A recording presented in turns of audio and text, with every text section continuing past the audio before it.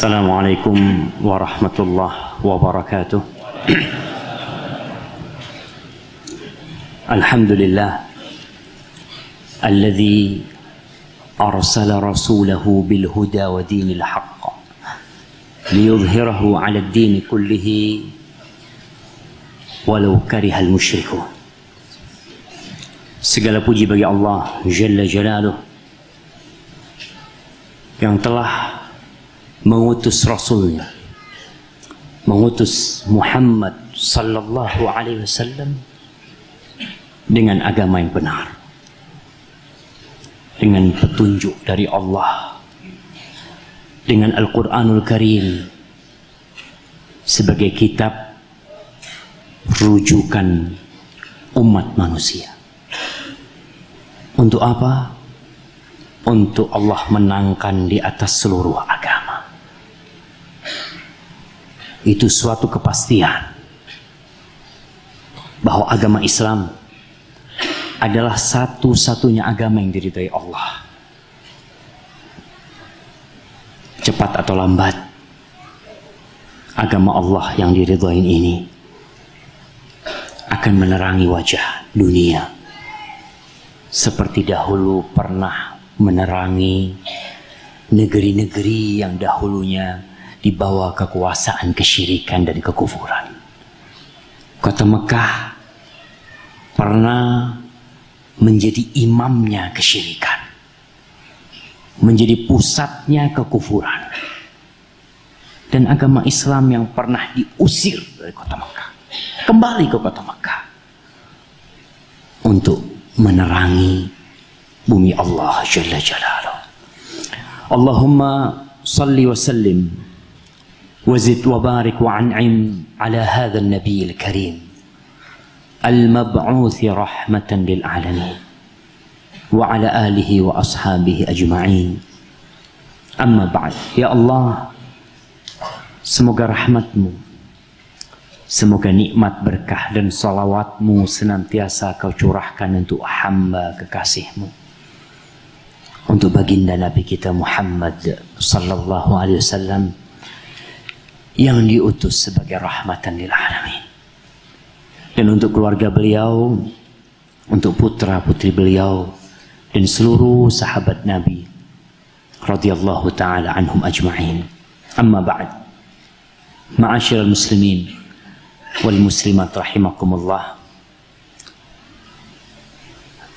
Kemarin ada sebuah kejadian, sebuah peristiwa yang menggoncangkan negeri kita.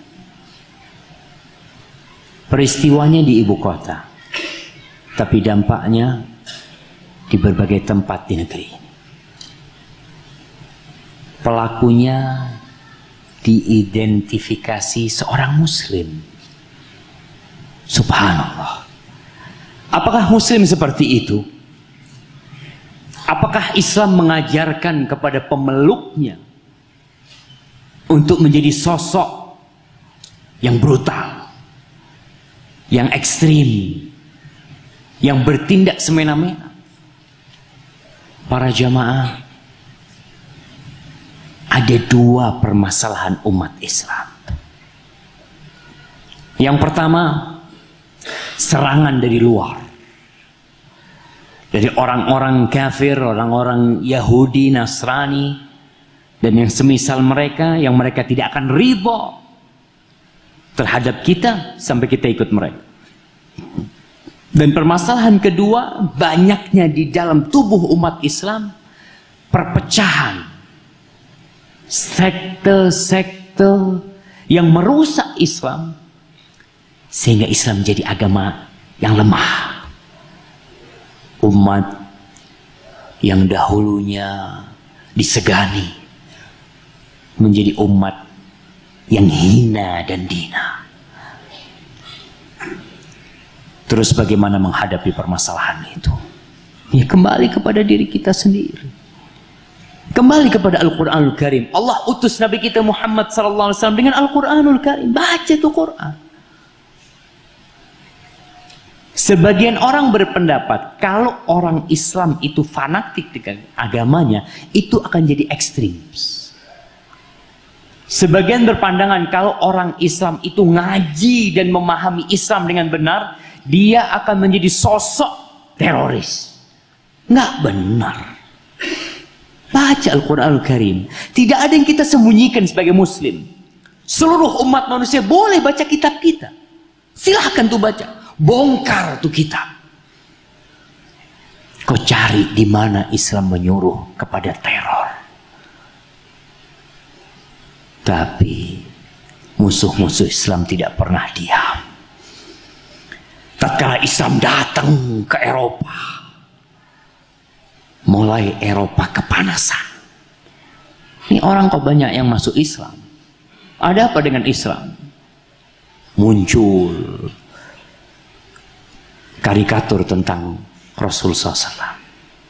Mereka gambarkan Nabi Muhammad SAW sebagai sosok seorang yang jahat, sosok yang menakutkan. Subhanallah.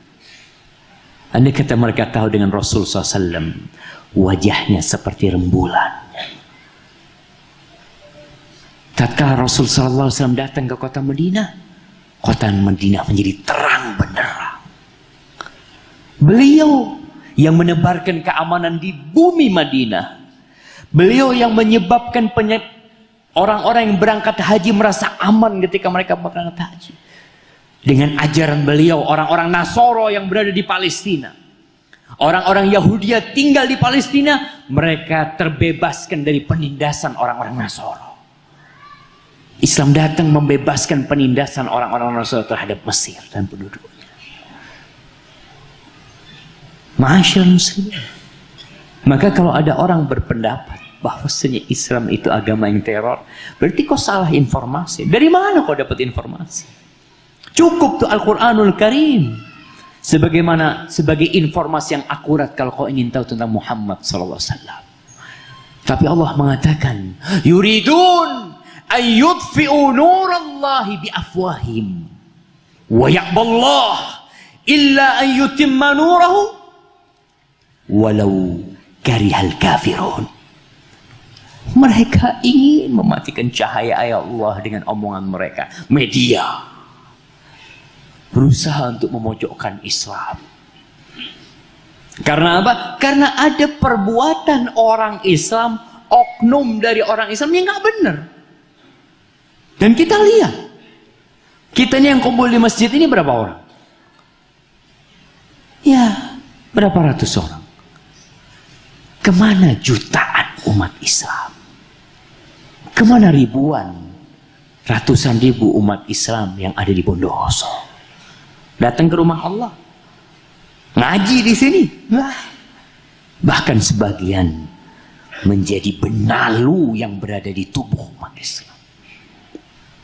Akhirnya nih oknum-oknum dari umat Islam yang mencoreng nama Islam sendiri, mencemarkan nama baik Islam sendiri. Tapi ingat, wa ya'ballah illa yutimma nurahu. Allah itu pasti akan menyempurnakan agamanya walaupun orang-orang kafir nggak suka. Kita punya Allah, la ilaha illallah. Ajaran Islam jelas. Ada sebuah ayat yang sering dibaca oleh khatibul Jumu'ah. Apa ayatnya, jemaah? Insya Allah semua kita hafal, tapi terkadang kita tidak memaknainya. Khutbah Jumat kalau dikemas dengan baik, dan orang yang datang menuju masjid ketika Jumat dengan hati yang terbuka, subhanallah, tiap Jumat umat Islam dicas. Tapi kadang-kala kita datang ke rumah Allah ngantuk. Lebih banyak yang datang pada khutbah kedua daripada khutbah pertama. Bahkan ada yang datang ketika iqamatus shalah. Yang datang di jam pertama hanya cari sandaran. Karena dari kerjaannya sudah laut, istirahat ke masjid duluan, cari sandaran. Khotibnya ceramah, dia bismikallahumma amutu wa ahya. Apa ayat yang sering dibaca? Innallaha ya'muru bil adli wal ihsan wa ita'i dzil qurba wa yanha 'anil fahsya'i wal munkari wal baghi ya'idzukum la'allakum tadhakkarun. Sering dibaca sama khatib tuh. Itu ada pesan buat kita, cuma sayangnya kita nggak ngerti bahasa Arab. Yang kita tunggu cuma waktu amin dari khatib. Innallaha ya'muru bil adl. Allah memerintahkan kepada keadilan. Adilan dalam segala hal. Dan di antara makna keadilan yang disebutkan oleh Al-Imam Asy-Syaukani dalam tafsirnya Faidul Qadir, beliau mengatakan at-tawassut bainal ghuluwi wal ifrat. Adil itu artinya umat Islam itu diperintahkan untuk berada di tengah. Tidak berlebihan dalam beragama dan tidak meremehkan agama. Di tengah. Wa kadzalika ja'alnakum ummatan wasata. Kayaknya ummah pertengahan. Umat Islam kita lihat kalau yang fanatik ada di tengah seharusnya. Kalau mereka yang kelebihan jadinya teroris. Jadinya gampang mengkafirkan. Kalau yang meremehkan jadinya liberal. Meremehkan. Udahlah, ente itu jangan terlalu berlebih-lebihan dalam beragama. Berlebih-lebihan gimana maksudnya ente? Berangkat ke masjid ente berlebih-lebihan dalam beragama. Subhanallah. Wasat. Umat Islam yang berada di tengah adalah umat yang mengamalkan Al-Quranul Karim dan Sunnah Rasul SAW. Dengan pemahaman siapa? Pemahaman anak. Pemahaman antum. Pemahaman Ustadz Fulan. Pemahaman Kiai Fulan. Enggak. Rusak Islam ini kalau dibiarkan kepada pemahaman kita-kita. Semua punya pemahaman. Semua akan mengatakan, Ustadz, menurut saya, menurut saya ini, kata dia. Ente siapa ente menurut ente, kata dia. Ya kan sama, sahabat Nabi juga lelaki, anu juga lelaki. Tunggu, sahabat Nabi itu ngelihat ketika ayat itu. Mereka memandang bagaimana Rasul SAW mempraktekkan firman-firman Allah. Dan mereka menjalankan perintah-perintah Rasul SAW. Mereka menjadi ummatan wasata.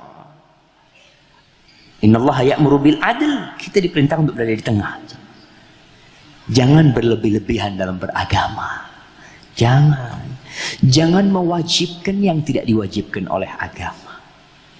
Jangan mengkafirkan yang oleh Islam tidak dikafirkan. Muncul kelompok Khawarij. Subhanallah. Di masa Ali bin Abi Thalib dan sebelum di masa Utsman bin Affan. Kita tahu apa syiarnya orang-orang Khawarij. Al-amru bil ma'ruf wan nahyu 'anil munkar. Al-adl iqamatul adl. Menegakkan keadilan. Keadilan gimana? Menafikan asma dan sifat Allah. Mereka mengatakan amar ma'ruf nahi munkar. Apa yang mereka maksudkan? Pemimpin-pemimpin yang zalim mereka kafirkan. Orang-orang Khawarij yang mereka perangi siapa jemaah? Yang mereka perangi itu Ali bin Abi Thalib. Subhanallah. Kita ini ingin pemimpin yang baik. Kita ingin pemimpin yang adil. Kita ingin negeri yang aman. Dari mana tuh pemimpin? Dari kita. Kita yang harus benar. Kita yang harus memperbaiki diri. Islam memerintahkan kepada kita untuk berbuat adil. Muncul orang-orang Khawarij, dikafirkan Ali. Ali mengkafirkan orang-orang Khawarij. Lah. Orang-orang Khawarij itu orang-orang ahli ibadah. Tapi kata Rasul SAW, yaqtuluna ahlal Islam wa yada'una ahlal awthan. Orang-orang Khawarij yang Islam dibunuh, yang kafir nggak dibunuh. Apa kata mereka? Yang kafir asli aman, masih ringan. Ini Islam murtad. Dibunuh Ali bin Abi Thalib oleh mereka. Mereka mau bunuh Muawiyah. Mereka mau bunuh sahabat Nabi. Bahkan anaknya Khabbab bin Arad dibunuh, istrinya dalam kondisi hamil dibelah perutnya. Muslim. Muslim. Muslim kata dia. Subhanallah, apa Islam kayak itu? Enggak. Engkau Muslim, oke, mengaku Islam. Tapi Islam tidak mengajarkan itu. Innallaha ya'muru bil adl. Kita lihat bagaimana Rasul SAW mengajarkan kepada kita. Ada seorang perempuan masuk neraka Gara-gara kucing jemaah. Kucing. Islam menghormati kucing apalagi nyawa manusia. Islam memerintahkan jihad. Naam. Jihad ada aturannya dalam Islam. Jangan berpikir ngebom sana, ngebom sini, ana masuk surga. Ente masuk surga, emangnya punya ente itu surga? Kalau betul ente masuk surga, anak-anak muda tuh yang udah putus asa hidupnya, ahsan melakukan itu. Ana masuk surga. Oh, pemahaman yang tidak benar. Muncul aliran yang nggak benar. Khawarij. Ada lagi yang nggak benar, yang berlebih-lebihan dalam beragama, Syiah. Mereka mengkultuskan keluarga Nabi Ali bin Abi Thalib, bahkan menjadikan sebagian mereka Tuhan.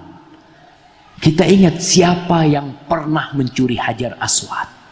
Hajar Aswad dicuri jemaah, dicongkel sama Syiah Qoromitoh. Dicongkel. Hampir 17 tahun tidak ada Hajar Aswad di Ka'bah. Orang-orang yang berlebihan dalam beragama mengkultuskan seseorang sehingga seperti itu.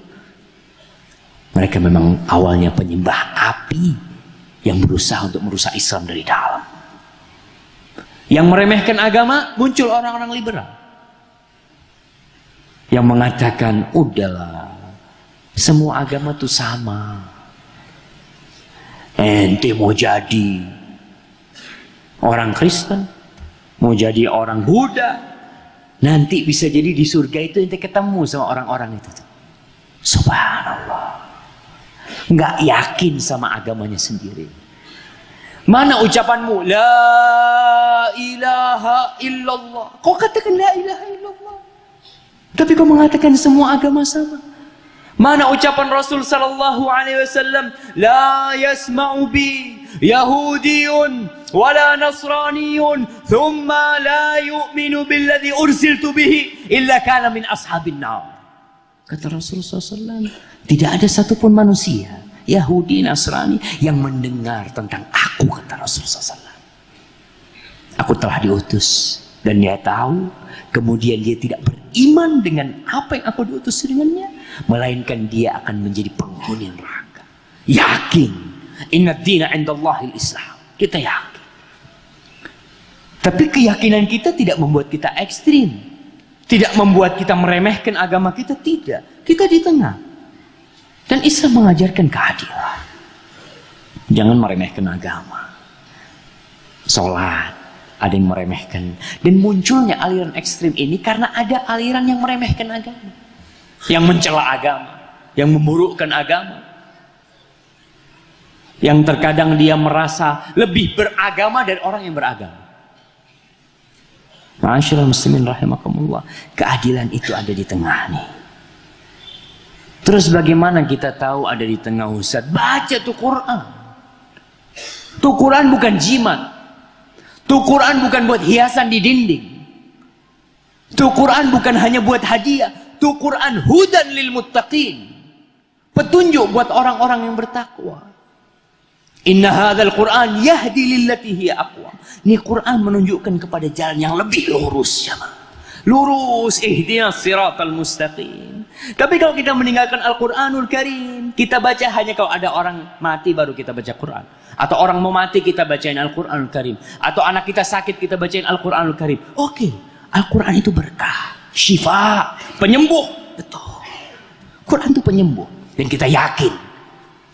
Wa nunazzilu minal Qur'ani ma huwa shifa. Obat. Kita baca anak kita sakit, kita bacain Al-Fatihah, kita bacain ayat kursi, kita bacain Yasin, kita bacain Al-Kahfi, kita bacain Al-Qur'an Al-Karim. Tapi ingat tuh Quran bukan hanya untuk itu. Tuh Quran hidayah dari Allah Jalla Jalaluhu. Para sahabat Nabi ketika belajar Al-Qur'anul Karim, apa kata mereka? Kunna la natajawazu 10 ayat.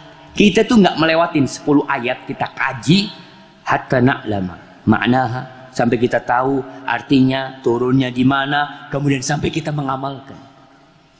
Kita Quran. Subhanallah. Kapan orang sibuk baca Quran? Ramadan. Sibuk baca Quran. Pagi baca Quran, habis zuhur baca Quran. Kenapa? Harus hatam Ramadan ini. Nah, itu satu kemuliaan. Itu satu kehormatan seorang muslim bisa menghatamkan Al-Quran di bulan turunnya Al-Quran Al-Karim. Tapi kita harus kaji kan. Datangi pengajian. Baca tuh terjemahannya. Supaya kita jadi benar, nggak gampang terkena aliran sesat.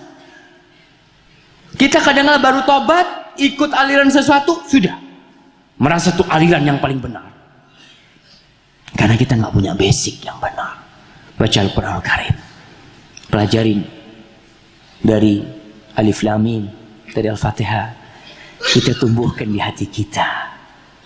Innamal mu'minuna alladhina idza dzukirallah wajilat qulubuhum wa idza tuliyat alaihim ayatuhu zadatuhum imana. Ketika dibacakan ayat-ayat Allah, tambah dia beriman.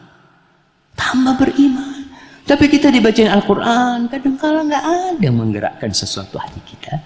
Seorang mukmin, idza dzukirallah, kalau disebut nama Allah bergetar hatinya. Karena yang disebutkan adalah pencipta langit dan bumi. Ya Allah, Kau Allah yang menciptakan aku.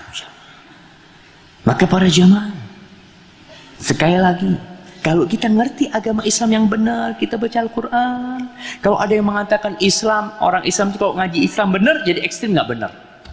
Salah kau. Kalau seorang muslim belajar Islam yang benar, sesuai dengan pemahaman salafus saleh, sesuai dengan pemahamannya Abu Bakar Siddiq, Umar bin Khattab, Uthman bin Affan, Ali bin Abi Thalib, sesuai dengan pemahamannya Abu Hanifah, sesuai dengan pemahamannya Imam Ahmad, Imam Malik, Imam Syafi'i, subhanallah, nggak akan jadi ekstrim. Dia akan tahu bagaimana dia menghormati orang lain. Abu Hanifah pernah diminta oleh khalifah pada waktu itu untuk jadi qadhi, untuk jadi hakim. Bayangkan sekarang orang itu rebutan untuk jadi hakim. Daftar. Kalau bisa nyogok-nyogok nggak apa-apa. Untuk jadi hakim. Abu Hanifah diminta untuk jadi qadhi, dia angkat tangan, takut dia nggak bisa berbuat adil. Takut, minta maaf dia kepada khalifahnya, marah khalifah. Abu Hanifah, oke. Kalau kau nggak mau, nggak apa-apa. Tapi aku larang engkau untuk memberikan fatwa. Abu Hanifah dilarang untuk ngajar, dilarang untuk memberikan fatwa. Subhanallah. Apa Abu Hanifah yang ngerti dengan perintah Rasulullah SAW? Isma' wa ati'. Kau dengarkan dan taati pemimpinmu. Wa in akhadha malak wa daraba dhahrak. Walaupun dia ngambil hartamu dan memukulmu. Abu Hanifah tahu dengan sabda Rasulullah SAW itu. Dia taat. Pemimpin yang mengatakan kau boleh tidak menjadi hakim dengan syarat kau tidak memberikan fatwa. Sam'an wa ta'atan. Sami'na wa ata'na. Coba kita lihat. Abu Hanifah di rumahnya. Dia punya anak perempuan. Anak perempuan ini tanya sama, ya abati, wahai ayahanda, aku tadi keluar darah dari gigiku. Keluar darah dari gigiku. Kemudian aku buang darah itu sampai bersih, nggak ada darah. Lalu aku telan air liurku. Apakah puasaku sah? Anak tanya sama bapak. Apa kata Abu Hanifah seorang ayah? Ya binti, inna amiral mu'minin qad mana'ani minal futya. Wahai ananda, Amirul Mukminin melarang aku untuk memberikan fatwa di rumahnya jemaah. Sal akhaki Hamad, kau tanya tentang hukum ini kepada saudara Muhammad. Subhanallah jemaah. Ketaatan. Dia taat kepada pemimpinnya dalam kondisi pemimpinnya nggak ngelihat. Tapi kenapa dia taat? Allah yang nyuruh dia taat kepada pemimpin. Ya ayyuhalladzina amanu ati'ullah wa ati'ur rasul wa ulil amri minkum. Subhanallah jemaah. Dia taat kepada pemimpin dalam kondisi pemimpinnya tidak melihat. Itu seorang muslim. Apabila dia fanatik sama agama, jadi seperti Abu Hanifah. Tidak jadi seperti Khawarij. Abu Hanifah tidak keluar dari rumahnya, naik mimbar, mengatakan pemimpinku zalim, aku dilarang untuk memberikan fatwa. Nggak ada. Sami'na wa ata'na. Subhanallah. Imam Ahmad bin Hanbal disiksa oleh pemimpinnya, disiksa aja. Dipukul punggungnya oleh pemimpinnya dengan penjalinnya, dengan pecut, sampai sebagian dagingnya mati. Beliau pingsan berkali-kali. Karena beliau dituntut untuk mengatakan Al-Quran itu makhluk. Al-Quran itu makhluk. Al-Quran kalamullah, bukan ciptaan Allah, itu kalamullah. Dipaksa karena pemimpinnya terpengaruh dengan pemikiran falsafat. Orang-orang datang kepada Imam Ahmad, Imam, pemimpinnya udah zalim nih. Apa kita diam, kita berontak? Lah, jangan, kata Imam Ahmad. Biar, aku nggak apa-apa disiksa, menjaga darah umat Islam. Para jemaah, seorang muslim kalau belajar Islam yang benar, insya Allah tidak akan ikut aliran apa, ada aliran Ghafatar, ada aliran ISIS, ada aliran macam-macam. Tapi ketika umat Islam jauh dari rumah Allah, jauh dari Al-Quran Karim, muncul yang seperti itu. Innallaha ya'muru bil adl wal ihsan. Kita lihat di Al-Quran, baca Al-Quran. Wal ihsan, Islam memerintahkan agar kita berbuat ihsan, berbuat kebajikan. Kepada siapa? Kepada semuanya. Kata Rasul sallallahu alaihi wasallam, "Innallaha katabal ihsana ala kulli syai." Allah memerintahkan, mewajibkan seorang muslim berbuat ihsan, berbuat amal kebajikan dalam segala hal. Fa idza dzabhtum fa ahsinudz dzibhah. Falyuhidda ahadukum syafratahu wal yurih dhabayatahu. Nih, sampai menyembelih binatang kita diperintahkan untuk berbuat baik. Hendaklah seorang kalau mau menyembelih itu ditajamkan pisaunya. Dia bikin tuh binatang sesembelihannya cepat matinya. Itu Islam memerintahkan kepada amal kebajikan. Islam memerintahkan wa ita'idil qurba, berbuat baik kepada kerabat, kepada orang tua. Islam adalah agama yang paling memuliakan ibu. Islam adalah agama yang paling memuliakan wanita. Paling mulia. Baca kitab apapun, kau tidak akan mendapatkan bagaimana ibu berada di nomor 1, 2, 3. Di barisan orang-orang yang harus dihormati, seorang wanita diletakkan di nomor 1, 2, dan 3. Baru bapak nomor 4. Islam bagaimana memerangi kemiskinan. Ita'idil qurba, perhatian sama kerabatnya, jaga silaturahim. Kau punya rezeki, kau bagi-bagi kepada keluarga. Jangan cuma nafsi-nafsi. Kita hidup di masa orang hidup individualisme. Yang penting kita orang. Udah tinggal ngurus orang. Makanya kerusakan di muka bumi banyak terjadi ketika orang hidup sendiri-sendiri. Keponakannya berbuat kemungkaran dibiarkan, bukan anak-anak. Dia punya ammi sakit, aduh nggak ada urusan sama ammi. Wa ita'idil qurba. Nih Islam. Wa yanha 'anil fahsya'i wal munkar wal baghi. Islam melarang perbuatan fahsya. Kemungkaran dilarang dalam Islam. Dosa-dosa besar. Negeri ini dan negeri mana saja, ketika perzinaan dibiarkan, ketika perzinaan merajalela, kita yang tahu kita diam, Allah murka sama kita. Allah murka dengan negeri ini. Ada orang-orang yang tahu di sebuah tempat menjadi tempat mesum, diam. Udahlah, kesian. Allahu Akbar. Kau tidak tahu bahwa orang yang melihat kemungkaran dan membiarkannya padahal dia mampu untuk merubahnya, itu syaitanun akhras, setan bisu. Kau biarkan kemungkaran terjadi. Ada orang mabuk-mabukan, kita biarkan. Udahlah urusan mereka. Kenapa kau nggak laporan kepada yang berwajib? Wattaqu fitnatan la tusibanna alladhina zalamu minkum khassa. Hati-hati kalian mendapatkan azab dari Allah yang tidak menimpa pelaku dosa saja. Semuanya kena azab. Karena kita membiarkan kemungkaran terjadi. Fahsya kita biarkan. Bahkan subhanallah, ingat kemarin Doli. Berapa tahun Doli dibiarkan, jemaah? Berapa tahun? Puluhan tahun. Entah 30-40 tahun dibiarkan. Alhamdulillah bisa ditutup. Karena kalau tidak, kalau dibiarkan, bahkan tatkala kita membaca berita bahwa doli, ada doli ya. Dia bukan mengingkari, malah kepikiran buruk tentang tempat itu. Allah melarang fahsya wal munkar wal baghi, kezaliman. Allah melarang segala bentuk kezaliman. Kayak mereka tuh yang di Jakarta, Allahu Akbar. Entah siapa yang melakukan itu. Yang katanya ISIS mengatakan kita yang melakukan itu. Ente bangga melakukan itu? Ente mengatakan itu jihad fi sabilillah. Siapa yang ente bunuh? Terus kenapa kau membunuh? Boleh, dalam Islam ada membunuh. Jihad fi sabilillah disyariatkan bukan untuk membunuh. Jihad disyariatkan bukan untuk mengucurkan darah, menumpahkan darah, tidak. Jihad disyariatkan untuk menyampaikan agama Allah.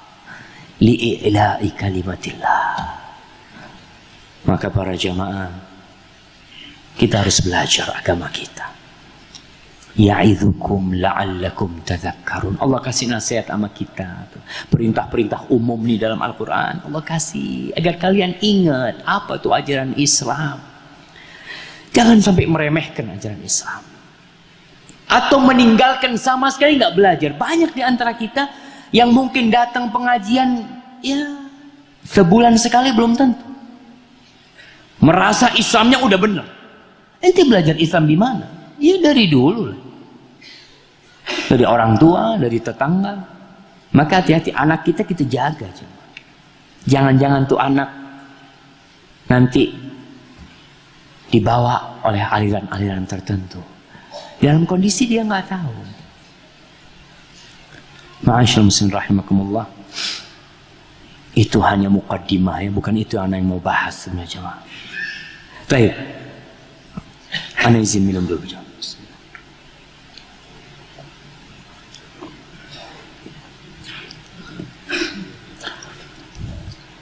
Yang ana mau bahas pada kesempatan kali ini tentang nikmat yang Allah berikan kepada kita dan kita tidak mensyukurinya. Tentang anugerah yang Allah karuniakan kepada kita tapi kita melupakannya. Tentang lisan kita.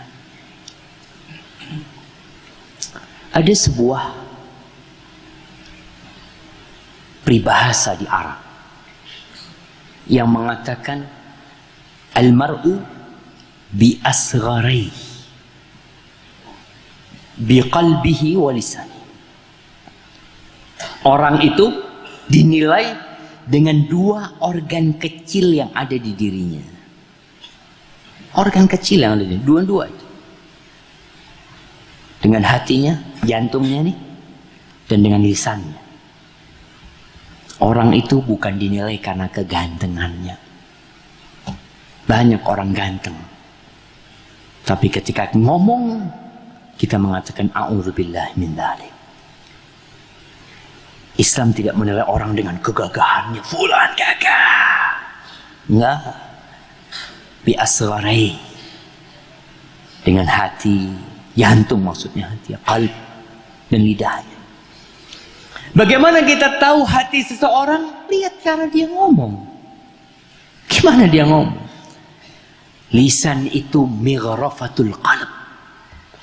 Lisan itu gayungnya hati. Apa yang ada di hatimu akan muncul di lisan. Apa yang kau katakan? Oh, itu yang ada di hati. Tapi ketika orang itu diam, kita nggak bisa. Orang ini apa pemahamannya? Makanya kita tahu aliran, kata Pak Kapolri. Kapolri mengatakan untuk orang yang berjenggot dan orang yang cingkrang itu bukan ciri-ciri teroris, bukan ciri-ciri aliran ekstrim, bukan. Karena teroris itu adalah pemahaman. Dari mana kita tahu dia punya pemahaman itu? Dari hatinya. Dari mana kita tahu hatinya memiliki pemahaman yang salah? Dengarkan ucapan lisan. Apa yang dia omongkan? Oh, fulan ikut aliran ini. Dari mana yang dia tahu? Omongannya dia. Ma'asyiral muslimin, lisan adalah nikmat yang agung. Kita ini bisa ngomong Itu nikmat. Antum baru tahu nikmat lisan kalau ketemu orang bisu. Antum lihat, ya Allah. Kadangkala tuh orang ngomongnya cuma ya Allah. Kita bersyukur, ya Allah. Nabi Musa alaihissalam ketika diutus kepada Fir'aun, apa doanya Nabi Musa? Nabi Musa di lisannya nih ada sedikit kurang fasih kalau ngomong. Dikatakan penyebabnya adalah bara api yang beliau taruh di lidahnya ketika beliau kecil. Maka tatkala hendak berjumpa Fir'aun, hendak berdakwah nih butuh fasahatul lisan. Butuh orang yang lancar ngomongnya, yang baik ngomongnya. Maka Nabi Musa berdoa kepada Allah, Rabbi shrahli sadri wa yassirli amri wahlul uqdatam min lisani yafqahu qawli. Ya Allah, lapangkan dadaku, mudahkan urusanku, hilangkan, buka ikatan dari lidahku agar orang-orang faham dengan apa yang aku ucapkan. Nabi Musa berhadapan dengan Taghiyah, dengan Tauhid Fir'aun yang mengaku Tuhan. Maka Nabi Musa melihat Nabi Harun, melihat saudaranya Harun ngomongnya lebih lancar. Nabi Musa berdoa, wa akhi Harun huwa afsahu minni lisanan fa'arsilhu ma'ya rid'an yusaddiquni inni akhafu an yukadzibun. Para jamaah, tidak ada satu pekerjaan yang lebih mulia yang diberikan orang kepada saudaranya lebih dari yang diberikan Nabi Musa kepada Nabi Harun. Bayangkan, Nabi Musa minta kepada Allah agar Harun dijadikan nabi, dijadikan rasul, dan jadi. Kenapa? Huwa afsahu minni lisanan. Dia tuh ngomongnya lebih lancar daripada aku, ya Rabb. Itu permintaan. Allah mengatakan, alam naj'al lahu 'ainain wa lisanan wa syafatain. Bukankah kita telah menjadikan, kata Allah, buat manusia itu dua mata, walisanan, dan Allah jadikan buat kita lisan, wasyafatain, dan dua bibir. Kenapa Allah gabungkan lisan dengan bibir? Antum tahu orang kalau nggak ada bibir ngomongnya nggak jelas. Antum lihat orang yang sumbing, ya Allah, semoga Allah membuat kita bersyukur atas nikmat bibir kita. Orang yang sumbing ngomongnya nggak jelas, padahal cuma belah sedikit. Bagaimana kalau nggak ada lisan? Antum kadang-kadang melihat operasi sumbing, antum lihat tuh ada gambar-gambarnya, antum akan bersyukur, ya Allah, kau kasihkan kepada aku, ya Allah, nikmat itu. Terus para jemaah, untuk apa kita punya lisan? Semua yang kita ucapkan akan ditulis. Allah berfirman, ma yalfidhu min qawlin illa ladaihi raqibun atid. Tidak ada satupun ucapan yang keluar dari lisanmu kecuali di situ ada raqib, ada yang mengawasin, atid, ada yang ngumpulin lu, ada yang nyatet semuanya.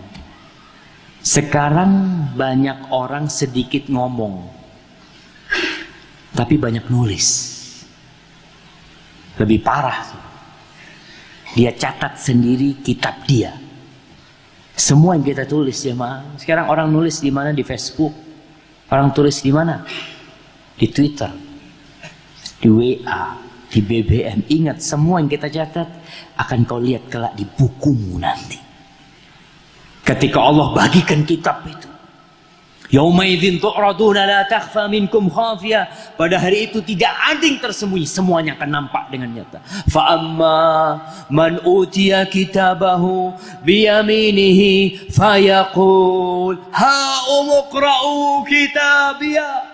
Adapun orang yang mendapatkan kitabnya dengan tangan kanannya, dia akan menjerit, berteriak, mengatakan kepada semua yang ada di mahsyar sana. Dia akan berlari mengatakan, ha umqra'u kitabiyah. Kalian baca bukuku ini, baca rapotku ini.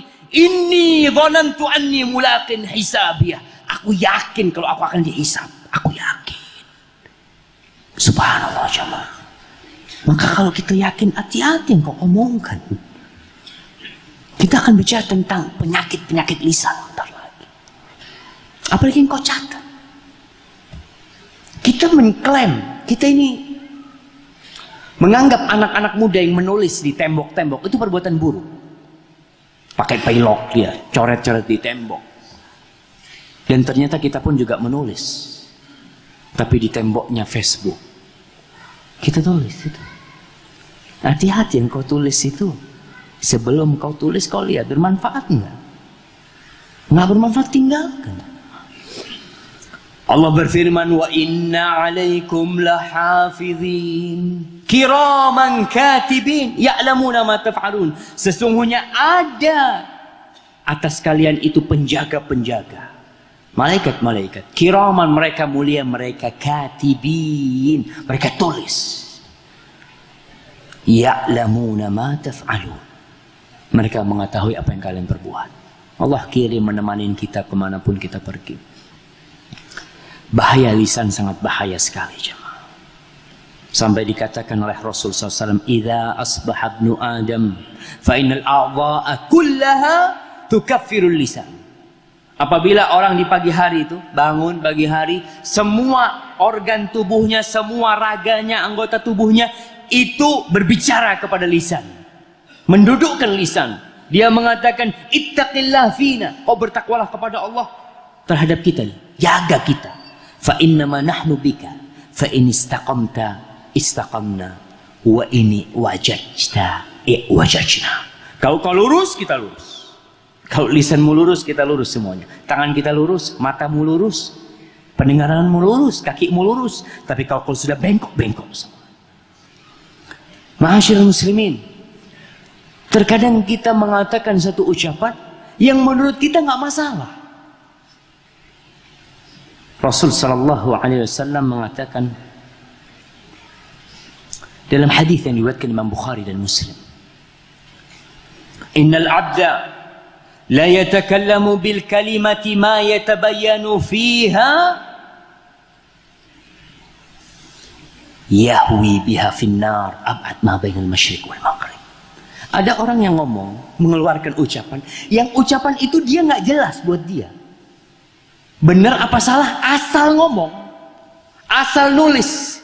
Dengan ucapan itu dia masuk ke dalam neraka jahanam sejauh antara timur dan barat, jemaah. Bukan ucapan kekufuran, jemaah, nggak jelas aja dia ngomong. Ternyata Allah murka dengan ucapan dia. Mu'ad bin Jabal, sahabat Nabi radhiyallahu taala anhu, dia pernah bertanya kepada Rasulullah SAW. Ingat tuh hadis yang panjang, pertanyaan Mu'ad bin Jabal kepada Nabi SAW. "Ya Rasulullah, dullani ala amalin idza amiltuhu yudkhiluni al-jannah wa yub'iduni 'anil nar." Wahai Rasulullah SAW, ajarkan kepada aku satu amalan yang kalau aku amalkan, aku masuk surga dan dijauhkan dari neraka. Kata Rasulullah SAW, "Laqad sa'alta an 'azim wa innahu la yasirun 'ala man yassarahu Allahu 'alaihi." Engkau telah bertanya satu pertanyaan yang besar, tapi yang kau tanyakan itu akan jadi mudah. Kita kalau bertanya gimana cara sukses, gimana cara supaya dagang kita berhasil, bagaimana cara kita supaya punya rumah, pertanian supaya sukses. Ini pertanyaan Mu'ad supaya masuk surga dan dijauhkan dari neraka. Subhanallah. Itu angan-angan setiap muslim, dan itu doa kita. Rabbana atina fid dunya hasanah wa fil akhirati hasanah wa qina adzabannar. Rasul menjelaskan kepada Mu'ad bin Jabal, amalan yang memasukkan surga itu rukun Islam. Pertama tauhid, salat, zakat, puasa, haji, kemudian amalan-amalan sunnah, ya, puasa sunnah, sedekah sunnah, salat malam sunnah. Kemudian diajarkan oleh Rasul SAW satu amalan yang agung. Setelah beliau mengajarkan semua itu, Nabi berkata kepada Mu'ad, "Ala ukhbiruka bimilaki dzalika kulli." Mu'ad, kau mau nggak aku kasih amalan yang menggabungkan semua amalan yang tadi aku sampaikan kepadamu? Semua amalan itu digabungkan di satu amalan. Qala Mu'ad, "Bala ya Rasulullah," alaihi salatu wassalam. Pasti Rasul, tentu kita mau dengan amalan itu. Fa akhadha bilisanihi. Rasul sallallahu alaihi wasallam pegang lidahnya. Beliau mengatakan kepada Mu'ad, kuffa alaika hadha. Kau jaga nih lidah. Udah azan jemaah. Mana yang mau azan? Baik, belum. Masya Allah. Kita yang salah apa mereka yang salah? Kuffa alaika hadha. Jaga nih lisanmu. Mu'ad bingung. Kenapa kau suruh jaga lisan? Maka Mu'ad mengatakan, ya Rasulullah, wa inna la mu'akhaduna bima natakallamu bihi. Apakah kita ini akan mendapatkan sanksi dengan semua yang kita ucapkan? Apa kata Rasulullah SAW? Thakilatka ummuka ya Mu'ad. Moga ibundamu kehilanganmu. Ini ucapan kemarahan tapi tidak dimaksudkan artinya. Apa kata Rasulullah SAW? Wahal yakubun nas finnar ala wujuhihim au ala manakhirihim illa hasaidu alsinatihim. Mu'ad, tuh orang-orang tersungkur dalam api neraka. Di wajah mereka, di leher mereka. Tidaklah mereka mendapatkan hal itu kecuali gara-gara lisan mereka. Subhanallah jemaah. Maka kita harus menjaga lisan kita. Apa kaidah? Apa pegangan kita? Kapan kita berbicara dan kapan kita tidak berbicara? Itu penting. Kaidah menulis. Nabi SAW telah meletakkan sebuah kaidah yang ringan sebenarnya. Kata beliau sallallahu alaihi wasallam, "Man kana yu'minu billahi wal yawmil akhir, falyaqul khairan aw liyasmut." Barang siapa yang beriman kepada Allah dan hari akhir. Subhanallah. Nih, kita oknum sebagai seorang muslim. Nabi mengingatkan siapa yang beriman dengan Allah dan hari akhir, falyaqul khairan. Maka keimanan dia kepada Allah dan hari akhir itu seharusnya mendorong dia untuk berkata yang baik atau diam. Dua. Kalau kiranya ucapanmu bermanfaat, ngomong. Kalau enggak, cukup diam. Falyaqul khairan aw liyasmut. Tapi sulit kita jemaah. Kita nih bisa bayangin kalau ngobrol 2-3 jam enak. Ngobrol ngalor ngidul. Pas suruh baca Quran 1 lembar. Allahu Akbar. Capek Ustaz ya baca Quran. Subhanallah. Apa bedanya baca Quran dan ngobrol? Sama-sama lisannya yang bergerak. Sama, gerakannya cuma lisan. Lisannya yang ngomong aja. Dan kita kuat ngomong. Anak ini kuat ngomong 1 jam mungkin. Sampai 2 jam. Tapi baca Quran, Allahu Akbar. Itu setan yang datang. Falyaqul khairan aw liyasmut. Kau lihat. Kalau kiranya omonganmu bermanfaat. Kalau enggak, diamlah. Ma'asyiral muslimin rahimakumullah. Ada banyak penyakit lisan. Kita akan bicarakan beberapa di antaranya. Penyakit yang pertama adalah berbicara yang tidak berguna. Ini yang banyak. Orang ngomong nggak ada gunanya. Apalagi kita lihat kalau orang sudah main gaple. Dari jam 8 sampai jam 12. Yang kupingnya dia apa? Jepit. Kalau nggak pakai. Setelah selesai tanyakan, anak tanya ente dari tadi sampai sekarang dapat faedah apa? Ente dapat manfaat apa? Nggak ada, nggak ada. Ente ngomong dari tadi ada menyebutkan ayat Quran. Oh iya Ustaz, kita main gaple sampai qala Allahu Ta'ala fil Qur'anil Karim. Jangan, karena kalau waktu kita mah Rasul sallallahu alaihi wasallam mengatakan min husni islamil mar'i. Ini kita bicara Islam. Kita bicara Islam. Kalau bicara oknum dari umat Islam, sebagian merusak Islam dengan pekerjaannya. Mencemarkan nama baik Islam dengan perbuatannya. Ya, Ngaku Islam tapi perbuatan nggak benar. Nabi SAW mengatakan, min husni islamil mar'i tarkuhu ma la ya'ni. Di antara tanda kesempurnaan kebaikan Islam seseorang, oknum nih, adalah dia meninggalkan sesuatu yang tidak berguna. La yakni, nggak berguna. Orang main futsal berguna nggak? Berguna. Sehat ya. Ada faedahnya. Baik itu faedah duniawi atau faedah akhirat. Dia main bulu tangkis, main volley, ada manfaatnya. Tapi ada hal-hal yang nggak bermanfaat. Yang biasanya hal-hal yang tidak bermanfaat akan bergabung dengan ucapan-ucapan yang tidak bermanfaat.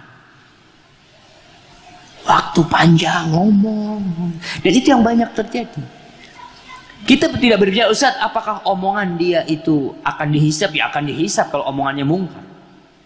Tapi ada orang yang omongannya mubah aja. Nanti berapa beli sayur?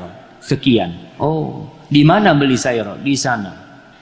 Terus mesinnya enak. Olinya yang ganti berapa ya?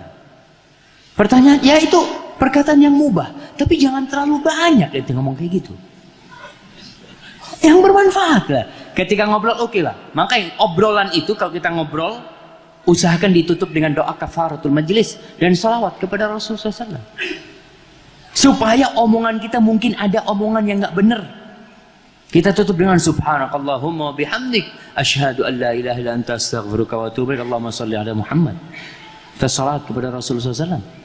Insya Allah tuh omongan-omongan yang nggak bermanfaat dihapusin tuh. Tapi kita nggak pernah baca itu.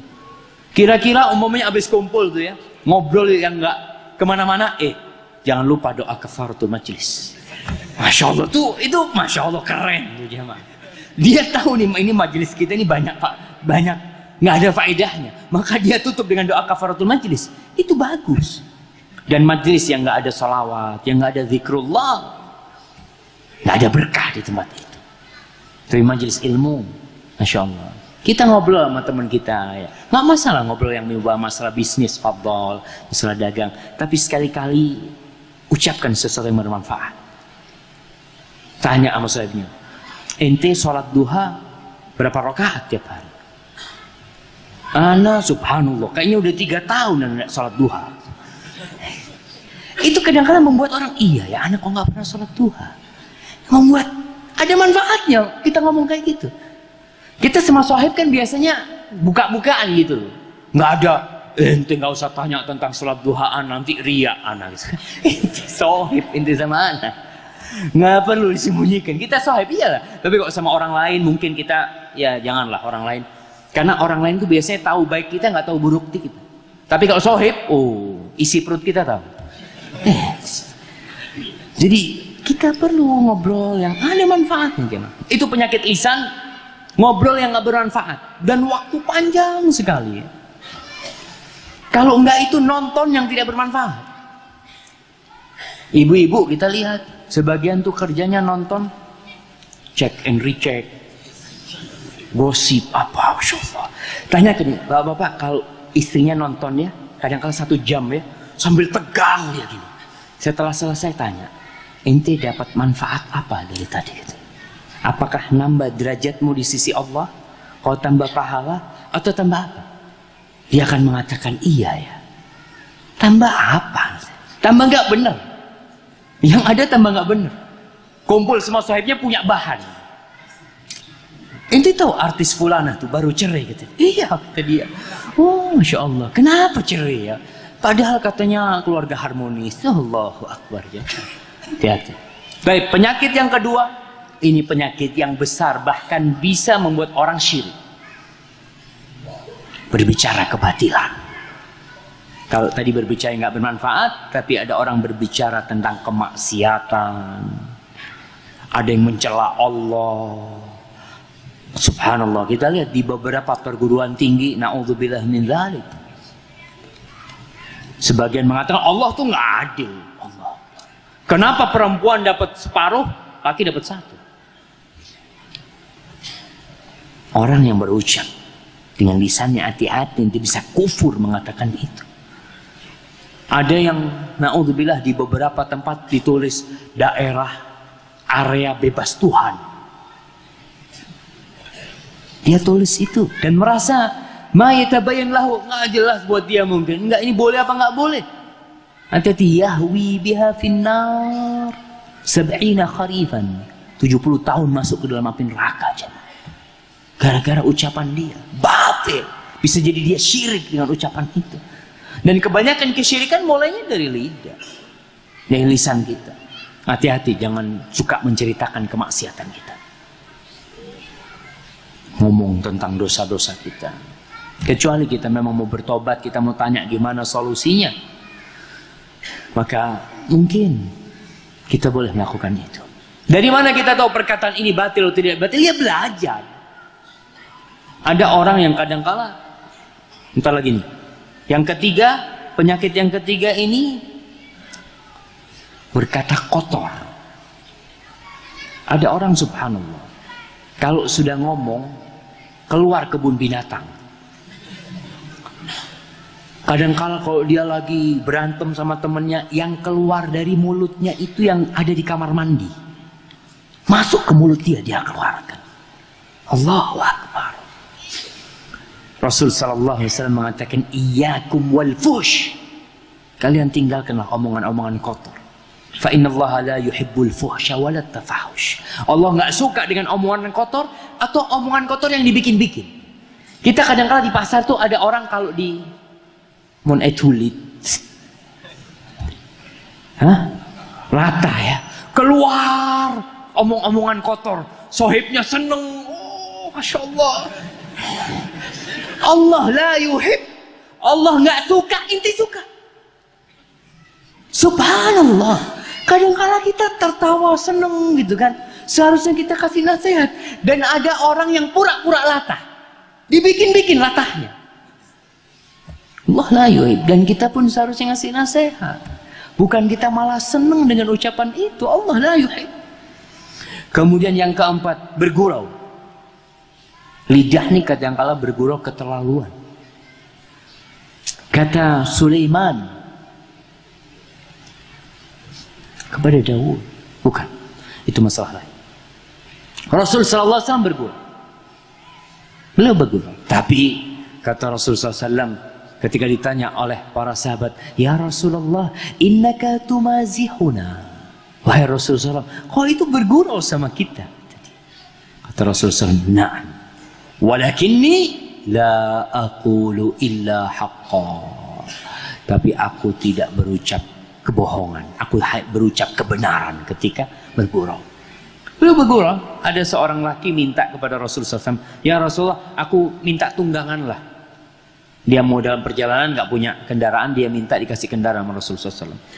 Apa kata Rasulullah SAW? Inna hamiluka ala waladin naqah. Oke, kau minta tunggangan, kita kasih engkau tunggangan anaknya onta perempuan. Kata sahabat ini, anaknya onta perempuan.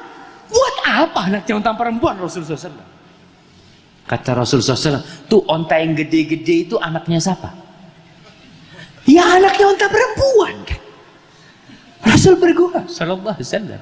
Tapi benar yang beliau ucapkan. Itu onta yang gede-gede semua anaknya onta perempuan. Pernah ada perempuan yang tua renta minta didoakan masuk surga. Kata Rasul SAW, innahu la yadkhulul jannah ajuz. Kata dia, perempuan yang tua renta itu nggak masuk surga. Oh, nangis nih perempuan. Benar enggak? Benar. Rasulullah SAW membaca firman Allah, inna ansha'na hunna insya'a faja'alna hunna abkara uruban atraba li ashabil yamin. Perempuan-perempuan surga itu Allah jadikan muda semuanya, bikir-bikir semuanya, gadis-gadis semuanya. Enggak ada perempuan tua renta masuk surga. Betul Rasulullah SAW mengatakan. Tapi perempuan itu memahaminya berbeda. Maka kita hati-hati bergurau. Jangan sampai gara-gara ucapan kita pertemanan itu jadi rusak. Jangan sampai gurau kita yang berlebihan. Ada orang ketika di kuburan jamaah, kadang-kala mereka bergurau. Bukan tempatnya gali kuburan itu. Apa? Bukan gali kuburan. ngubur jenazah itu bergurau. Sebagian gurau. Ada yang bergurau, tidak sembahyang, ente dilepokno neraka bi malaikat. Betul. Apa kata yang digoreng? Iya.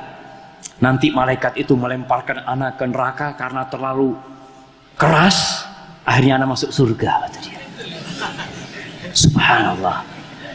Gurau yang nggak boleh, jemaah. Ente berpikir malaikat bisa salah masukkan orang ke neraka, melemparkan ente. Allah, yulqa finnar, masukkan ke bawah ke dalam api neraka. Kadang-kala gurau yang nggak pada tempat. Ada orang gurau, mas, nggak sembahyang. Pas Jumatan, titip sembahyang. Kita lihat, dia agama buat bergurau sama dia, jemaah. Ingat, ada batasannya bergurau. Kita lihat orang-orang munafikin, ketika mereka mengatakan ma ra'aina. Ini orang-orang munafik pulang dari peperangan. Kita tidak melihat, kata mereka, orang-orang yang lebih suka makan, akbaru butunan wa ajbanu 'inda liqa min qurra'ina. Kita ngelihat orang-orang yang lebih suka makan, perutnya lebih gede, dan ketika perang paling pengecut dari orang-orang yang pandai membaca Al-Quranul Karim. Orang munafik mengatakan itu. Dilaporkan oleh seorang sahabat. Apa kata Allah SWT? Allah turunkan firman Allah, qul abillahi wa ayatihi wa rasulihi kuntum tastahzi'un qad kafartum ba'da imanikum. Apakah kalian dengan Allah, dengan Rasulnya SAW, dengan ayat-ayat Allah, kalian berhaza? Nih, kita nih jamaah banyak haza-hazaan. Hati-hati. Kalian buat tuh firman Allah haza-hazaan. Kata Allah, qad kafartum ba'da imanikum. Kalian telah kafir setelah kalian beriman. Subhanallah. Hati-hati bergurau. Kemudian penyakit yang keberapa? Kelima. Menghina orang. Suka meremehkan orang lain. Allah mengatakan, ya ayyuhalladzina amanu la yaskhar qaumun min qaumin asa an yakunu khairan minhum wala nisa'un min nisa'in asa an yakunna khairan minhunna wala talmizu anfusakum wala tanabazu bil alqab bi'sal ismul fusuq ba'dal iman wa man lam yatub fa ulaika humudz zalimun. Kata Allah, wahai orang-orang yang beriman, jangan kalian menghina. Wahai laki-laki ini, janganlah lelaki itu menghina laki yang lain. Jangan perempuan itu menghina perempuan yang lain. Bisa jadi yang kalian hina lebih baik daripada kalian. Wala talmizu anfusakum. Kalian jangan mencela diri kalian sendiri. Subhanallah. Kita mencela saudara kita itu sama dengan mencela diri kita sendiri.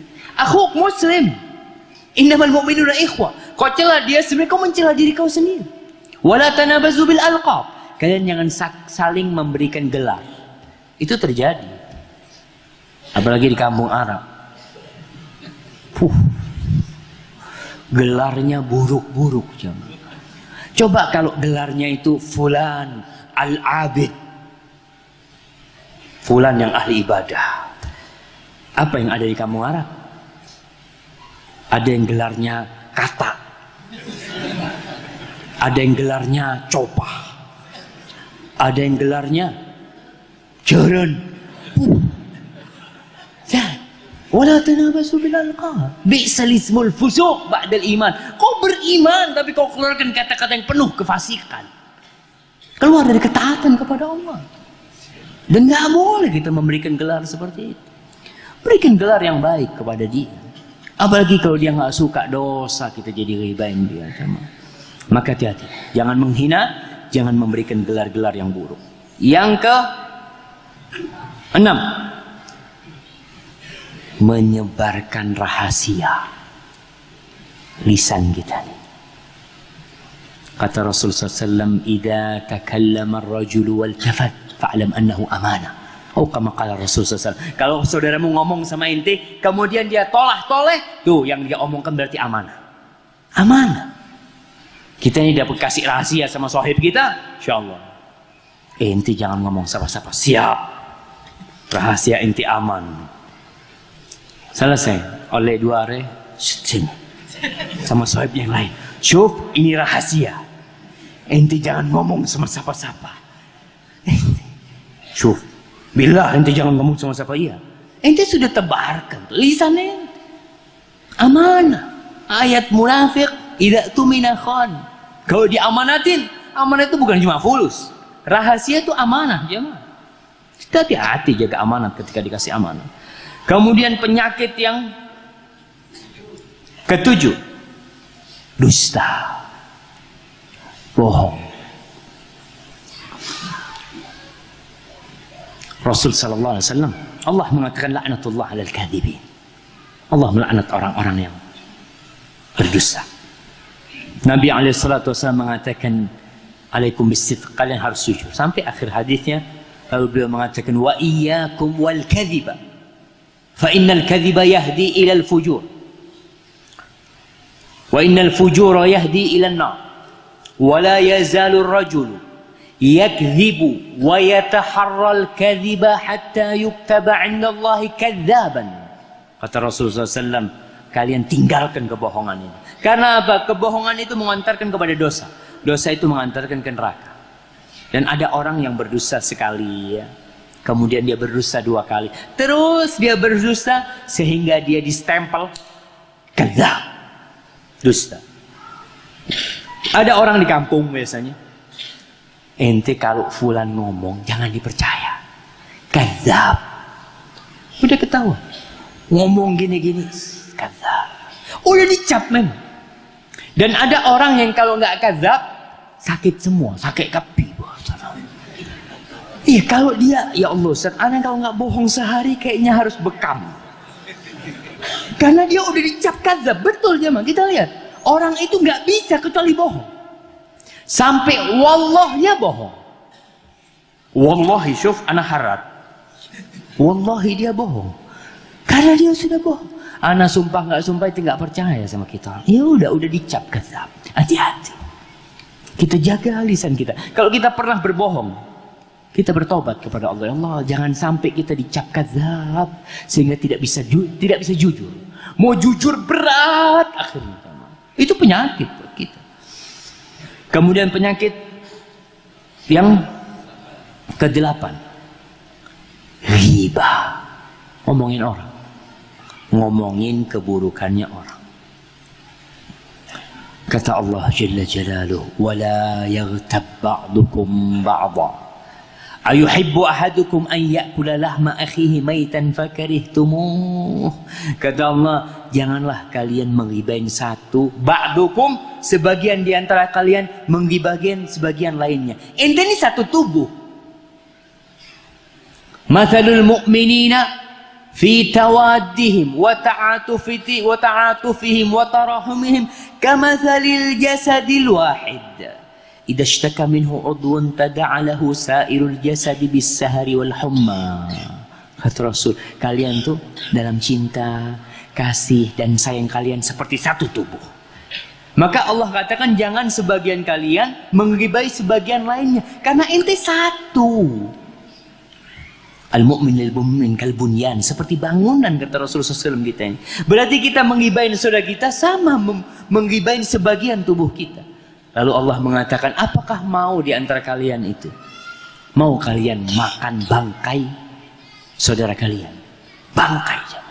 Orang yang ghibah, majelis ghibah itu seperti majelis makan bersama. Maka yang ghibah itu kadang-kala dinamai apa? Fukahatul majlis atau fakihatul majlis. Cuci mulutnya majlis. Tapi Allah menamakannya bukan cuci mulutnya majlis. Kita seakan-akan makan bareng nih. Yuk yukul jamaah. Yuk yukul. Satu nampan. Kita buka nampannya. Ditutupi nampannya. Ketika dibuka ternyata bangkai saudara kita. Lalu tiap orang mulai motongin. Satu ngomongin tentang kupingnya. Fulan tuh kadang kala suka dengerin yang nggak benar-benar. Satu mau ngomongin tentang matanya, dia makan. Satu buka isi perutnya, dia makan jantungnya. Subhanallah. Itu orang yang ghibah. Allah gambarkan seperti itu tentang buruknya ghibah yang bermuara dari lisan kita. Dzikruka akhaka bima yakrah, kata Rasul sallallahu alaihi wasallam. Maka para jamaah tinggalkan ghibah. Ghibah itu kadangkala orang subhanallah menjaga kehormatan dirinya. Ente kenal sama fulan, adulah jangan ngomongin fulan, mudah-mudahan Allah mengampuni dia. Berarti dia akan mengatakan fulan banyak dosanya. Dia setuju dengan namanya fulan, tapi ibaratnya itu Allahu Akbar, hati-hati jangan. Kemudian kita jangan hadir di majelis ghibah. Kadang-kala kita nggak ikut ghibah. Fulan ngomong, kita cuma Ba'ad syaitanun akhraj, setan bisu. Waqad nuzila alaikum, telah diturunkan kepada kita nih. Kalau kita duduk di majelis di Al-Quran Karim, kalau ada majelis orang-orang kebatilan, tinggalkan majelis itu. Kalau kita tidak tinggalkan, kita sama dengan mereka. Maka hati-hati. Kalau sudah ngomongin orang, manusia jamaah, kita itu nggak tahu kenapa kok ngomongin orang itu enak. Kenapa? Karena kita punya sifat hasad. Ketika ada yang ngomongin fulan, bagus ente. Ada yang mendorong hasad kita untuk tersalurkan. Tapi kalau kita tahu bahwasanya yang diomongin saudara kita akan jaga diri. Kemudian penyakit yang ke-9,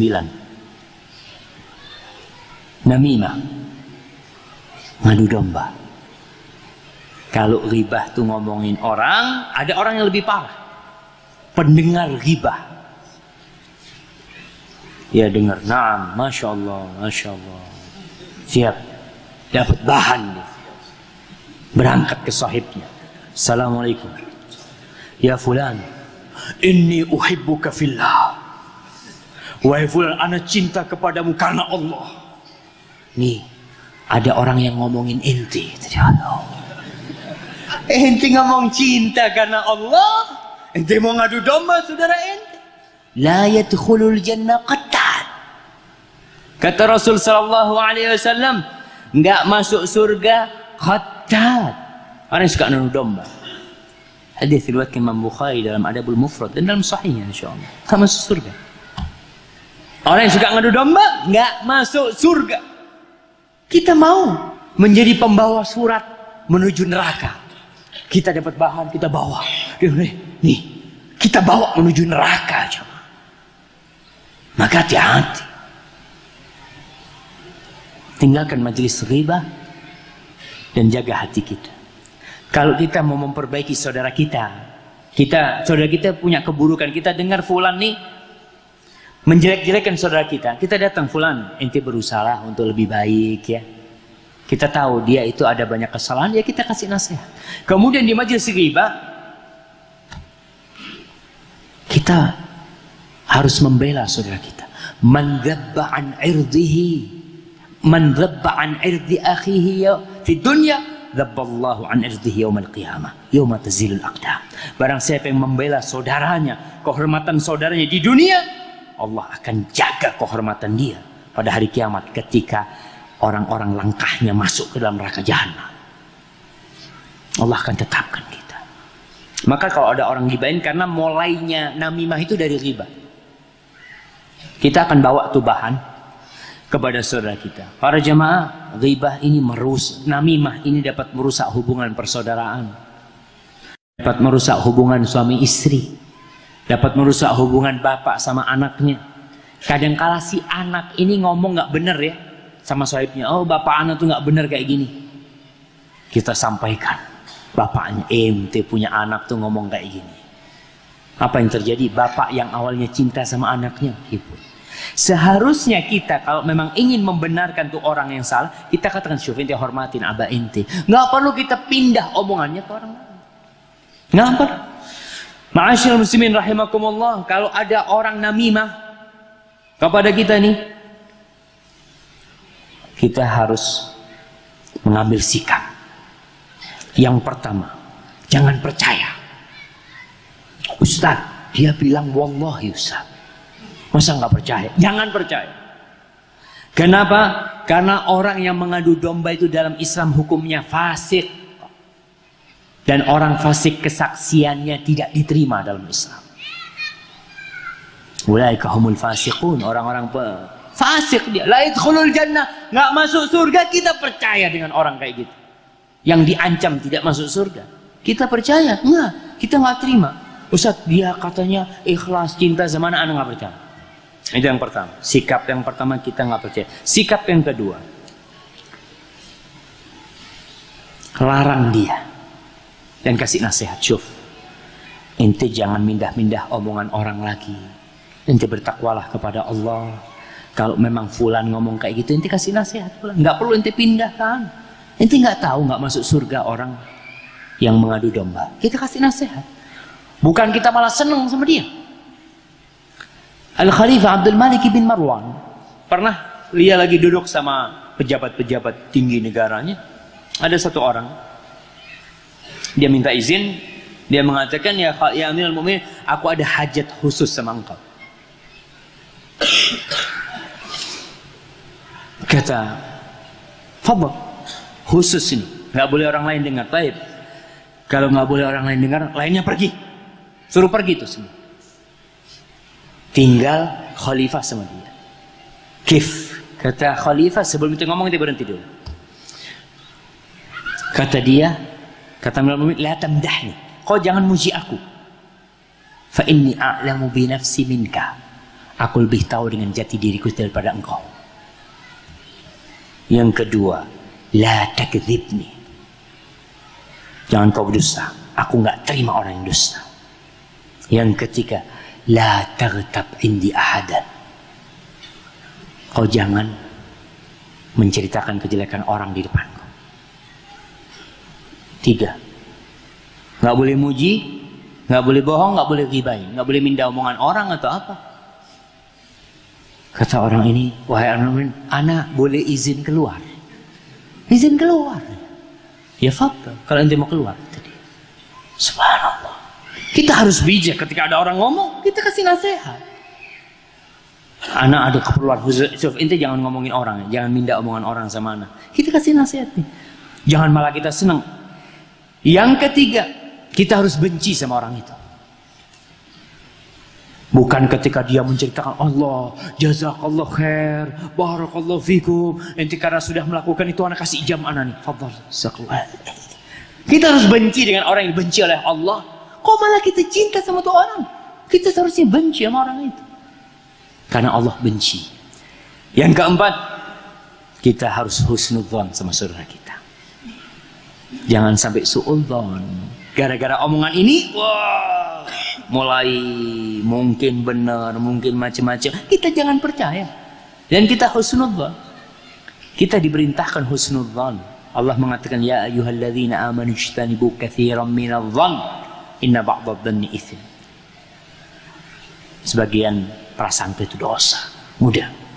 Kita jangan suudzon sama saudara kita. Yang kelima, jangan terdorong untuk mencari tahu, klarifikasi. Ya, kita dapat omongan, benar enggak ya, anak harus cari tahu, kirim orang untuk memata-matai. Benar enggak fulan kayak gitu? Allah mengatakan, wala tajassazu, kalian jangan memata-matai orang. Udah. Kadang-kala kita datang ke fulan, assalamualaikum fulan, waalaikumsalam, afwan, ana mau klarifikasi. Berarti ente percaya sama omongan orang. Kalau ente mau klarifikasi, sudah, tuh udah diancam masuk neraka, kita masih klarifikasi. Kita doakan, kita husnudzon. Dan yang keenam, jangan sampai kita ridho untuk berbuat seperti perbuatan dia. Omongan namam ini kita pindah ke orang lain lagi, kita pindah ke orang lain, kita jadi namam juga akhirnya. Ma'asyiral muslimin, itulah beberapa penyakit yang kita terkena. Abu Bakar Siddiq bagaimana menjaga lisannya? Imam Malik bin Anas dalam Muwatta'nya bercerita bahwa Umar bin Khattab pernah suatu hari menjumpai Abu Bakar Siddiq. Abu Bakar Siddiq itu ketika dilihat sama Umar lagi narik lidahnya, ditarik-tarik lidah dengan keras oleh Abu Bakar Siddiq. Apa kata Umar? Mah ghafarallahu lak. Kata dia, ente lagi ngapain ini? semoga Allah mengampuni dosamu. Apa kata Abu Bakar Siddiq? Inna hadzal ladzi awradanil mawarid. Ini lisan nih yang memasukkanku ke dalam jurang-jurang kehancuran. Abu Bakar, jamaah. Kita tahu apa sih yang diucapkan Abu Bakar? Zikrullah, ngaji, nasihat, tapi dia takut. Abdullah bin Abi Zakaria, salah seorang ulama salaf, dia mengatakan alajtu samta 20 sana. 20 tahun aku ini berusaha untuk diem. Falam aqdir minhu ala ma'ud, tapi nggak bisa. 20 tahun. Kita ini kadang-kadang habis kajian, iyalah anak ngomong mau hati-hati supaya nggak berdosa. Mungkin sehari, 2 hari, 3 hari, seminggu ocol. Ada sudah siapa? Maka cobalah kita berusaha untuk menjaga diri kita, menjaga lisan kita. Bagaimana cara menjaga lisan kita? Zikrullah. Banyak zikir. Orang yang kadang kala latah, kalau dia biasa mengatakan la ilaha illallah, Allahu akbar, subhanallah, walhamdulillah, ketika dia kaget, yang akan keluar adalah Allahu akbar. Itu yang terbiasa kita ucapkan. Ketika orang biasa berdagang macam-macam, subhanallah, tatkala dia mati, apa bisa mengucapkan la ilaha illallah? Terkadang nggak bisa. Ada orang pedagang itu jamaah, ketika mati, yang keluar dari lisannya itu berempar kenza itu berempar. Iya jamaah, hati-hati. Karena itu yang dia ucapkan di pasar, di rumah, semuanya. Kita jangan berpikir kita bisa akan tiap hari la ilaha illallah, insyaallah mati la ilaha illallah. Betul, man kana akhiru kalamihi la ilaha illallah dakhal jannah. Tapi bagaimana kita bisa la ilaha illallah? Kita jaga. Kita banyak zikrullah. Insyaallah kita bisa mengurangi bergurau kita bisa mengurangi bohong kita bisa mengurangi ghibah kita, mengurangi namimah kita. Kalau lisan kita jaga dengan zikrullah. Hadza wallahu a'lam bissawab. Itu yang bisa kita kaji pada kesempatan kali ini. Apabila itu benar itu dari Allah Jalla Jalaluh, kalau ada yang salah dan kurang berkenan itu dari diri ana sendiri. Allah dan Rasulnya terbebaskan dari kesalahan itu. Wa subhana rabbika rabbil izzati amma yasifun wa salamun alal mursalin alhamdulillahi rabbil alamin. Mana takmir masjid? Selesai Ustaz Abdullah. Kita norok ini. Kalau ada pertanyaan silakan, 3 pertanyaan mungkin. Kalau ada yang tertulis.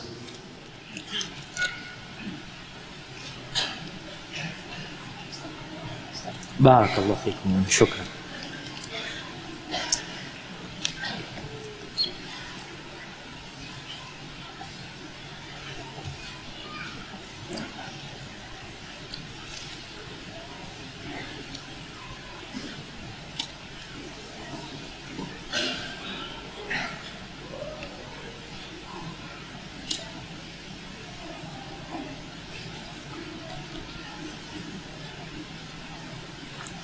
Nah, ini ada pertanyaan tentang bagaimana menyikapi ustadz-ustadz ya. Kita ini memang menuntut ilmu tidak sembarangan. Karena kalau kita salah menuntut ilmu, akhirnya jadi ISIS, jadi Qadianiyah, jadi Ahmadiyah, jadi Islam Jamaah, jadi Syiah, jadi macam-macam. Rasul sallallahu alaihi wasallam mengatakan al-mar'u ala dini khalilihi. Orang itu agamanya ikut agama temannya. Teman, apalagi ustadznya. Perkataan Ibnu Sirin, inna hadzal ilma dinun fanzuru amman ta'khuduna dinakum. Ibnu Sirin Abdullah bin Mubarak dia mengatakan ilmu ini agama loh. Kalian lihat kepada siapa kalian belajar agama kalian. Gak gampang-gampang. Memang kalau dikatakan ente ngajinya pilih-pilih ustadz, ya memang harus milih. Kalau sembarangan akhirnya jadi aliran-aliran yang kayak gitu. Dan banyak aliran seperti itu. Ingat dengan Ahmad Musaddiq yang ngaku jadi Nabi, jadi Rasul SAW. Ada pengikutnya enggak? Ada pengikutnya. Karena orang kadang-kala punya kecondongan agama, ya asal ngaji. Ada pengajian, bismillah, anak datang. Jadi ikut Islam jamaah. Jadi nanti ikut aliran-aliran macam-macam lah ya. Maka perlu hati-hati kita menuntut ilmu. Adapun kalau kita melihat ada kesalahan di ustadz, kita doakan. Ustadz itu juga manusia. Mungkin ustadz ada omongan-omongan yang kasar, yang keji dari omongannya. Doakan kalau kau cinta. Jangan malah kau gibahin ustadzmu. Bukan kau dapat pahala, kau dapat dosa. Kalau kau melihat ustadz ini nggak bener nih ya, mungkin kau bisa kasih nasihat. Kau datang sampaikan, ustadz, afwan ustadz, ada sesuatu mungkin ustadz bisa dengar ya, seperti itu. Terus bagaimana kita milih ustadz? Yang pertama kau pilih ustadz yang menyampaikan qala Allah, qala Rasul. Dengan pemahaman siapa? Dengan pemahaman sahabat Nabi, bukan pemahaman dia. Yang kedua, pilihlah ustadz yang tidak mengajak kepada dirinya. Ikut kelompokku, ikut golonganku, udah jangan. Tapi kalau dia mengajak ilallah, nah, wa man ahsanu qawlan mimman da'a ilallah. Mengajak kepada Allah, bukan mengajak kepada kelompoknya, bukan mengajak pada seragamnya, kepada ormasnya, kepada yayasannya, tapi ilallah. Seperti itu. Adapun kalau ustadz-ustadz ada yang ngomong keji, ada mungkin yang belum bisa mengamalkan sunnah Rasulullah SAW, ya kita doakan ustadz-ustadz kita jamaah. Antum juga bertanggung jawab. Kita bersama-sama mengawal kebangkitan Islam. Ustadznya, jamaahnya, jangan sampai dirusak dari dalam. Mungkin di dalam kitab Indonesia Bebas Liberal disebutkan di situ bahwasanya di Indonesia ini ada 60.000 agen CIA, sebagiannya ustadz. Nah, walan tardu angkal Yahud walan Nasara hatta tattabi'a millatahum. Ada yang ngaji, kerjanya merusak hubungan. Hati-hati. Baik, barakallahu fikum. Ustaz, ana punya teman, kakek dia Kristen, sedangkan orang tuanya Islam. Dan dia bilang kepada saya bahwa di umur 17 dia mau menentukan dia masuk Islam atau Kristen. Sebagai teman, bagaimana cara saya agar teman saya tetap Islam? Allahumma ya muqallibal qulub tsabbit qulubana ala dinik. Lingkungan itu membuat orang jadi Nasara, membuat orang jadi Majusi, membuat orang jadi Yahudi. Padahal kita diciptakan di atas fitrah. Orang tua kita punya pengaruh, lingkungan kita punya pengaruh. Bagaimana antum dengan teman antum? Antum harus deketin. Antum kalau ingin dapat onta merah, onta merah itu mungkin sekarang Ferrari yang merah itu ya mah. Antum deketin dia. Antum mengatakan kepada dia, subhanallah, antum percaya Tuhan itu punya anak. Bayangkan, katakan kepada dia. Kemudian tumbuhkan fitrah dia. Tuhan itu esa. Masa Tuhan punya? Ada Tuhan Bapa, Tuhan Anak, Rohul Kudus. Antum masih nasihat dia, bawa dia ke kajian ya. Karena di Indonesia ini sudah mulai terpengaruh dengan gaya Barat yang katanya mau Nusantara. Nusantaranya itu memerangi budaya Arab tapi mendatangkan budaya Barat. Yang dari Arab ditolak, yang dari Barat welcome, ahlan wa sahlan, Valentine, ikut. Kita mau tanya, hari ibu itu dari mana? Dari Barat. Barat jelas-jelas mereka punya. Kita terima budaya Barat. Budaya Islam nggak diterima. Dalam Islam ada hari ibu. Semua hari buat ibu. Semua hari buat ibu kita. Dalam Islam. Tapi yang dari Barat diterima, yang dari Islam budaya ketimuran. Kadang-kadang kita doakanlah mudah-mudahan kita dapat hidayah. Dan antum nih kasih nasihat tuh teman antum, mudah-mudahan dikasih hidayah sama Allah, diajak. Jangan sampai terpengaruh Dia ngomong umur 17, karena di barat itu anak kalau sudah lepas 17 tahun bebas. Orang tuanya tidak bisa intervensi kepada anaknya sendiri. Anaknya mau kawin sama siapa, mau keluar sama siapa, mau beragama apa, kalau orang tuanya ikut-ikutan, orang tuanya bisa dipenjara. Karena HAM. Dalam Islam HAM itu dibatasi dengan agama. Anak walaupun umur 50 tahun, kalau masih ada bapaknya, pangkatnya apa? Anak. Manggil bapaknya tetap abi. Tetap sama umminya ummi. Itu Islam.